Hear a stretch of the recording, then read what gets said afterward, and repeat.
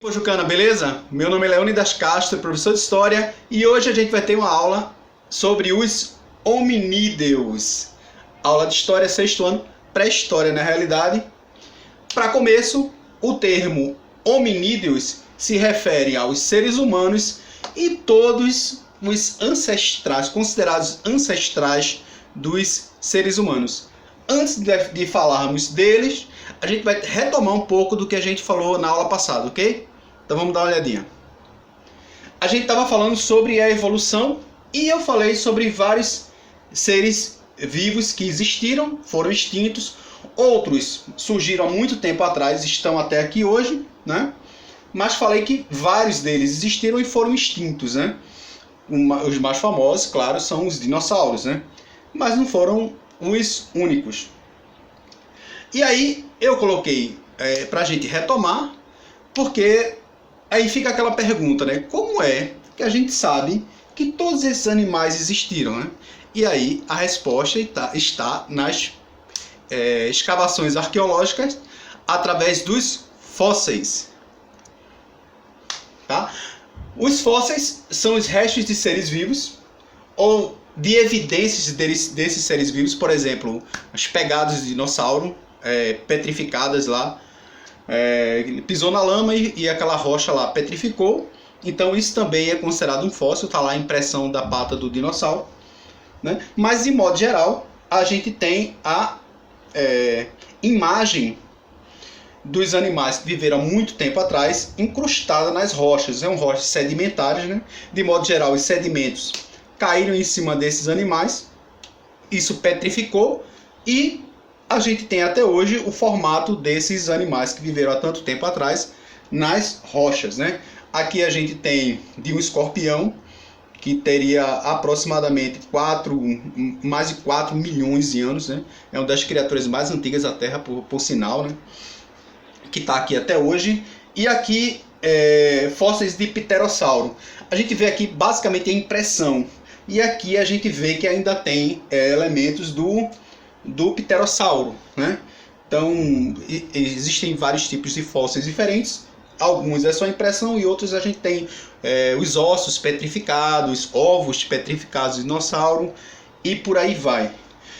Mas também vem outra dúvida quando a gente fala sobre isso, que é como é que a gente pode saber que esses seres vivos têm tanto tempo, ou como é que a gente consegue datar, saber a data aproximada de que esse ser vivo morreu.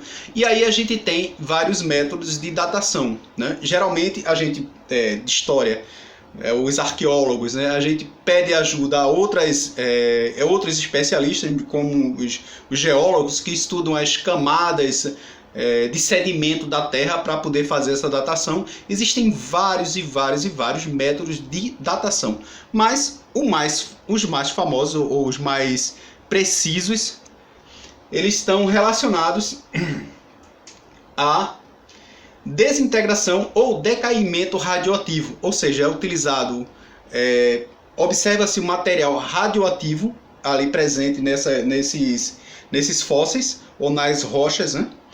Para saber exatamente quanto tempo, ou aproximadamente quanto tempo tem aquele fóssil, né? E aí também obviamente a gente vai precisar da química, da física, de outras ciências. Geralmente quando se escava, um arqueólogo escava, ele manda um pedaço para um laboratório, então eles vão analisar e ver a quantidade desses elementos radioativos que tem. A partir disso eles conseguem ter uma data aproximada ou mais precisa de quanto tempo esse fóssil tem. Os elementos mais usados para fazer datações de rochas, né? O urânio, o potássio, né? São materiais radioativos e eles vão perdendo seus elementos e transformando-se em outros elementos, né? E aí isso acontece numa constante, né? Então, pela quantidade que ainda resta desses elementos radioativos naquele material, dá para se saber quanto tempo aquilo tem. O mais famoso desses métodos aqui é o que utiliza o carbono 14.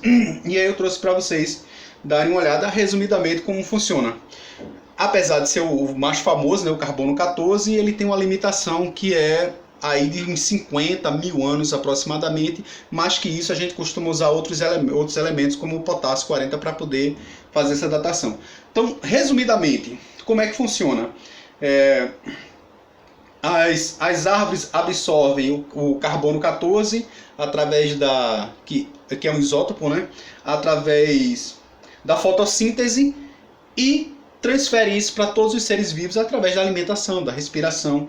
Então, todos os seres vivos orgânicos, né? As plantas, a própria madeira, as pessoas, a gente, os animais, todos acabam consumindo esse carbono 14.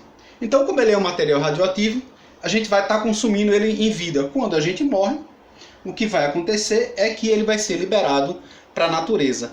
Então, a taxa, a quantidade desse carbono 14 que ainda resta nesse fóssil, né, nos ossos, né, vai dizer a data, permitir a datação, a data que esse ser vivo morreu. Então, com isso, a gente tem uma data. Apesar de ser um método que para datar pessoas que morreram ou animais que morreram há pouco tempo, ele não tem tanta eficiência. Mas se você tem uns 300 anos ou mais, ele já dá uma eficiência maior, né? Quanto mais distante, melhor. Claro que não pode passar de 50 mil anos, como eu falei. Aí a gente vai usar outro método de datação, ok? Então vamos lá. Continuando, aqui a gente tem a provável árvore filogenética dos antropóides, certo? Então, nós teríamos um ancestral comum, né? Os mamíferos têm um ancestral comum pela teoria da evolução. Todos nós evoluímos de um mamífero em comum e deu origem a vários outros mamíferos. Então, aqui seriam os antropóides, que vai dar origem também ao ser humano. Nós teríamos originado dos australopithecus, que a gente vai falar um pouquinho mais sobre eles. Mas a gente sempre imagina aqui uma linha reta, e não é bem assim, tá certo?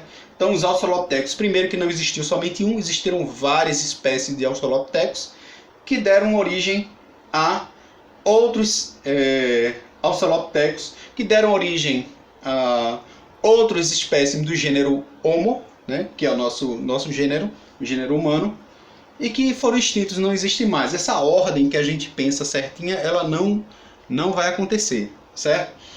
E aqui eu trouxe os principais hominídeos, né? Que aí vocês vão encontrar nos livros de história, no livro de vocês, certo? Então, o Australopithecus, primeiro, como eu falei a vocês. Depois, as espécies do gênero Homo, né? O gênero considerado humano, né?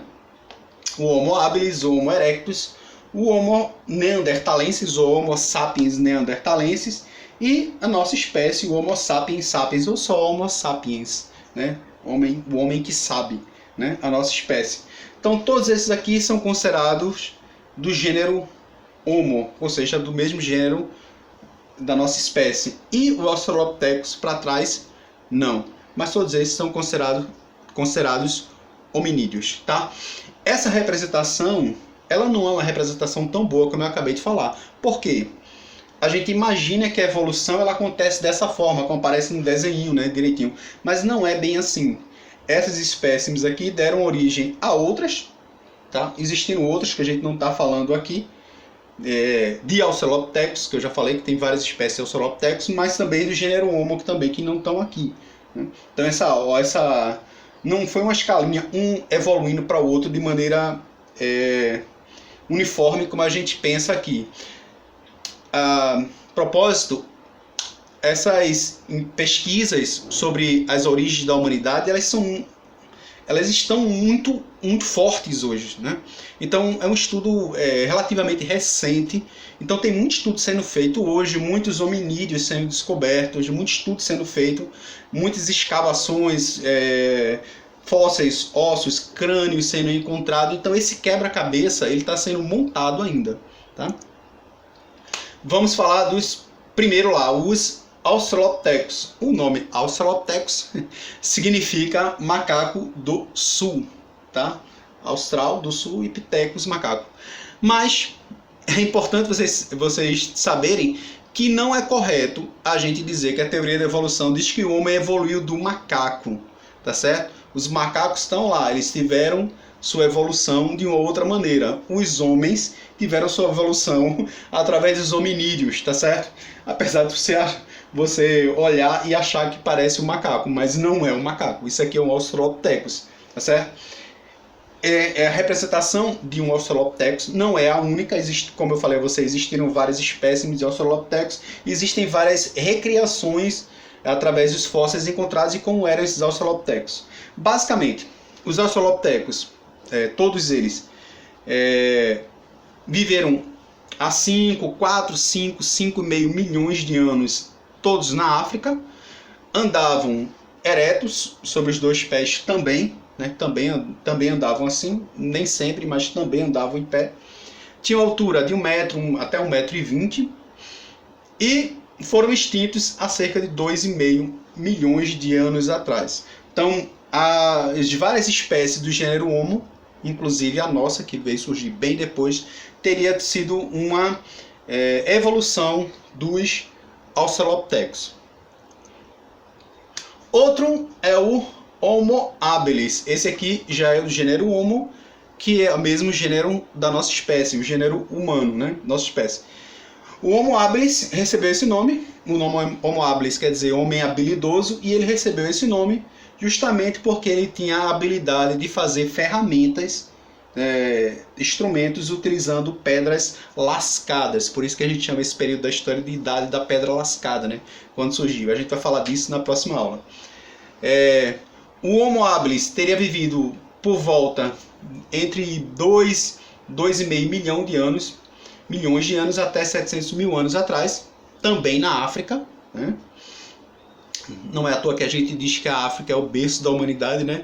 As espécimes teriam surgido na África, a maior parte delas. Fabricava instrumento de pedras, como eu falei, simples, e é considerado o primeiro membro do gênero Homo, da qual nós pertencemos, né? O gênero que o ser humano atual pertence. Outra coisa importante para vocês prestarem atenção é que, como ele é considerado o primeiro exemplar do gênero Homo, a gente considera que aqui vai ter início a pré-história. A gente tem que lembrar que a história é o estudo da humanidade, como vocês viram, ao longo do tempo. Então, se a gente considera que ele é o primeiro espécime do gênero Homo, a gente começa a contar a história. Se vocês olharem no livro de vocês, vocês vão ver que está lá no livro, variando também, porque essas datas elas não são precisas, né? Então tem 2,5 milhão de anos, dependendo do livro de história que vocês pegarem. Então, é justamente com o surgimento do Homo habilis, que é considerado a primeira espécie do gênero Homo, que a gente vai ter o início da história da humanidade, né? No caso, a pré-história. Ok? Outro bem famoso é o Homo erectus, né? Também uma representação do que, como era o Homo erectus. Homo erectus significa homem ereto, né? Em pé, reto, né? Porque foi um dos primeiros a ter uma postura realmente mais ereta como o homem atual. Viveu entre 1,8 milhões de anos a 300 mil anos atrás e se espalhou por vários lugares. Foi o primeira espécie do gênero, o primeiro hominídeo, na verdade, a sair da África e se espalhar pela Europa, Ásia e até a Oceania. Também cobriu o corpo com peles, e o que é importante do Homo erectus é que ele foi o primeiro a utilizar o fogo. Não foi a nossa espécie, o nosso gênero, a nossa espécie, né, o Homo, no caso, o Homo sapiens, que é a nossa espécie, mas sim o Homo erectus, a primeira a dominar, a fazer a utilização do fogo para cozinhar, para espantar animais, né? Então o Homo erectus foi extinto há 300 mil anos atrás, mas foi uma espécie considerada bem sucedida, já que ele se espalhou por boa parte aí, saindo África, Ásia, Oceania. E, por fim, a nossa espécie, o Homo sapiens, e outra espécie extinta, aqui está até bem bonitinho, né? Mas essa outra espécime era chamado Homo sapiens neanderthalensis, ou o homem de Neandertal, também chamado de homem das cavernas, né? Em algumas reproduções vocês vão ver ele com um tronco mais largo, mais robusto, né? Essa imagem está mais parecida com o humano atual, mas vocês forem colocar na internet para procurar, vocês vão achar diferentes reproduções de como era o homem de Neandertal, tá? O Homo sapiens neanderthalensis, ou homem de Neandertal. Tá? Características do homem de Neandertal: viveu entre 230 e 30 mil anos atrás. Ele teria sido extinto há aproximadamente 30 mil anos atrás. Também é chamado de homem das cavernas, né? Porque as primeiras descobertas foram encontradas nas cavernas do Vale de Neander, na Alemanha, por isso tem esse nome, né, de Neandertal, e foi chamado de homem das cavernas. Habitou a Europa e alguns lugares da Ásia também, certo? Caçava em grupos, tinha muitas semelhanças com o ser humano atual, com relação, por exemplo, a vestir roupas, a caçar animais, a fazer lanças. Acredita-se que eles também faziam enterros, que é uma coisa que você imagina que uma preocupação com os mortos está relacionado com espiritualidade ou algo do tipo, né? Então, a proximidade com o homem atual ela é considerada grande. Tanto é que ele também é chamado por alguns de Homo sapiens também. Homo sapiens, né? Homem que sabe, neanderthalenses. E a nossa espécie seria considerado Homo sapiens sapiens, homem que tem consciência de que sabe, homem que sabe, né? Bom, e a nossa espécie, que é chamada cientificamente de Homo sapiens sapiens, ou só Homo sapiens, depende, né? Se você considerar que esse que não é Homo sapiens, você considera somente o ser humano Homo sapiens. Isso aí é uma discussão, como eu falei a vocês, existe uma construção ainda do entendimento sobre esse e outros hominídeos, né? A nossa espécie teria surgido há cerca de 190, 200 mil anos atrás na África. Ora, como é que a gente sabe que existiram todos esses hominídeos, né? Principalmente esses que eu falei aqui? Através das escavações arqueológicas, né? Encontra-se esses fósseis, esses ossos, e vai se montando e contando a história, tentando montar esse quebra-cabeça de qual é a nossa origem, né? Essa é a ideia. Mas esses que eu mostrei a vocês aqui, eles são alguns apenas. A gente tem, por exemplo, o homem heidelbergensis, que eu não falei, o Homo naledi, por exemplo, o homem de Denisova, que viveu também na Ásia e na Oceania, também na época que o ser humano existia. Inclusive, o ser humano saiu da África e quando chegou na Europa, conviveu um tempo com o homem de Neandertal também. Foi mais ou menos a época que o homem de Neandertal foi extinto. A mesma coisa vai acontecer com o homem de Denisova, na Ásia e na Oceania. Vai conviver com o Homo sapiens, que sai da África, chega na Ásia e na Oceania, e tem contato com esse. E a tese, as teorias eram que o ser humano atual, como o ser humano, o Homo sapiens, como era mais inteligente, ele vai colaborar para a extinção do homem de Neandertal e outras espécies, né? No caso o homem de Denisova. Mas estudos feitos mais recentes com DNA mostram que as populações europeias também têm um pouco de DNA de Neandertal, assim como da Ásia e da Oceania tem um pouco de DNA do homem de Denisova, que é um estudo mais moderno. Então, a gente não só ajudou a extinguir, mas aconteceu uma relação. Então ele acabou, apesar de não estar na origem do Homo sapiens, mas está na origem de quem nós somos hoje, né? Por conta da relação. Então, boa parte da população que veio da Europa, a gente tem também o DNA do homem neandertal. ok? É isso. Então, na próxima aula, a gente vai estudar um pouquinho sobre como viveu os seres humanos, as espécies do gênero Homo na pré-história e o ser humano na pré-história, ok? Então, valeu, até a próxima aula.